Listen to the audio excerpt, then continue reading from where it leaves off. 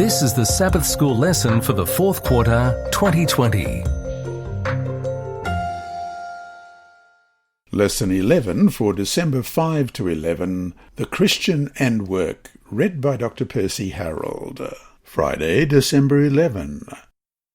Work, a curse or a blessing? It seemed to come as part of the curse of sin that we read about earlier in the lesson in Genesis 3:17. A closer reading reveals it was the ground that was cursed and not the work.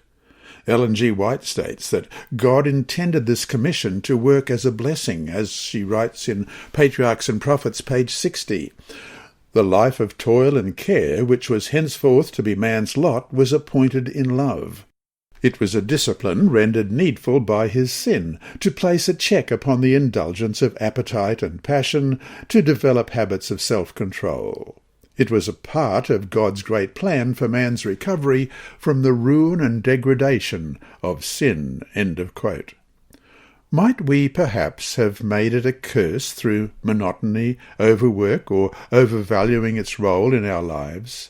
Whatever our situation, we must learn to put work in its proper perspective, and Christian education must help train people to learn the value of work, while at the same time not making an idol out of it. And that brings us to our 4 discussion questions for this week. 1. Read Ecclesiastes 2:18-24. How can Solomon consider work both a blessing and a curse in the same section of the Bible? Beginning at verse 18 in Ecclesiastes chapter 2. Then I hated all my labour in which I had toiled under the sun, because I must leave it to the man who will come after me. And who knows whether he will be wise or a fool? Yet he will rule over all my labour in which I toiled, and in which I have shown myself wise under the sun. This also is vanity. Therefore I turned my heart and despaired of all the labour in which I had toiled under the sun. For there is a man whose labour is with wisdom and knowledge and skill, yet he must leave his heritage to a man who has not laboured for it. This also is vanity and a great evil. For what has man for all his labour, and for the striving of his heart with which he has toiled under the sun? For all his days are sorrowful, and his work burdensome. Even in the night his heart takes no rest. This also is vanity. Nothing is better for a man than that he should eat and drink, and that his soul should enjoy good in his labour. This also I saw was from the hand of God. What are hints in the text about what can make the difference in how we approach our work? 2. It is through work that we care for, that's nurture, our families. How can we pass on a positive attitude about work to our families? 3. The line between doing an excellent job and being a workaholic is sometimes a fine one. How do we keep from crossing the line? Ecclesiastes 2:23 gave us a clue. For all his days are sorrowful, and his work burdensome. Even in the night his heart takes no rest. This also is vanity. And question 4. Paul stated very clearly in 2 Thessalonians 3:10, For even when we were with you, we commanded you this, if anyone will not work, neither shall he eat. This principle, of course, makes great sense. What might be some examples where it doesn't apply? That is, why must we be sure not to make this an ironclad rule that must never be broken? Inside Story. Our mission story this week is titled Great Hope in a Doctor's Office, and it's by Andrew McChesney.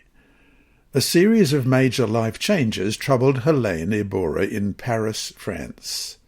After raising 2 children, she lost her mother. Wishing to do something new in her life, she took a job at a luxury store, but then she suffered a leg ailment that required surgery. After the operation, she had to visit a physician regularly for foot examinations. During one of those visits, she saw a small book lying on the table in the physician's waiting room. Its title, The Great Hope, seemed to be calling out to her. This is just what I need, Helene thought. Back at home, Helene read The Great Hope from cover to cover that same day.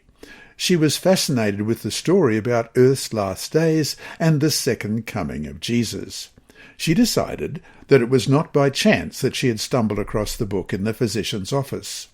She saw a note in the Great Hope saying it was an excerpt from a bigger book called The Great Controversy and inviting her to send away for the full volume. She went online and ordered Ellen White's The Great Controversy. Also in the book she saw the words Seventh-day Adventist Church. She was not familiar with the denomination, but then she remembered that she had a late grandmother who had become an Adventist in her old age. They had never met. Helene decided to read the Bible text. After reading this book, I absolutely must read the Bible now, she thought. She had many questions about her life, but she didn't know where to look for answers in the Bible. She didn't feel qualified or knowledgeable. Then she remembered that her grandmother had become an Adventist after studying the Bible with an Adventist pastor. She needed to find an Adventist pastor. Going online, she found an Adventist church and began twice-a-week Bible studies with its pastor. As the months passed, she learned about the seventh-day Sabbath and baptism by immersion. She and her husband were baptized. Helene has no idea who left the Great Hope at her physician's office, but she knows it wasn't the physician who wasn't an Adventist. Today, she leaves copies of the Great Hope in physicians' offices across Paris. I am very grateful that I came across the book, said Helene, aged 56. I am convinced that it was no accident. My self-esteem has grown, and I have more to learn as I study the Bible and Ellen White's writings. God had a plan. I love my church. And there's a photograph here on the left of Helene with her blonde hair and her tortoiseshell-rimmed glasses, smiling beautifully. Thank you for your Sabbath School mission offerings that help spread the gospel through literature and other means. And while we're there, I'd like to send out a hello to the Hope Vision Fellowship in Toronto in Canada, a group who mostly are vision impaired, and particularly to Pat and to Nina and Fargo, her dog, and her husband Kevin, not necessarily in any particular order. It was good to see you on the video from Adventist World Mission promoting the Sabbath School offerings. May God bless you in your fellowship together in that beautiful little church in Toronto. Hi there. Thanks for watching this video on the Advent-band Ministries YouTube channel. Please subscribe and click the bell icon to be alerted whenever we upload new videos. So, until we meet him in the clouds, may God continue to bless you. This lesson was read by Dr. Percy Harrold for Christian Services for the Blind and Hearing Impaired, Christian Record Services for the Blind, the Sabbath School Department, and Hope Channel. You can also listen on the official Sabbath School 4 app and the Apple iTunes app, Sabbath School with Percy Harrold.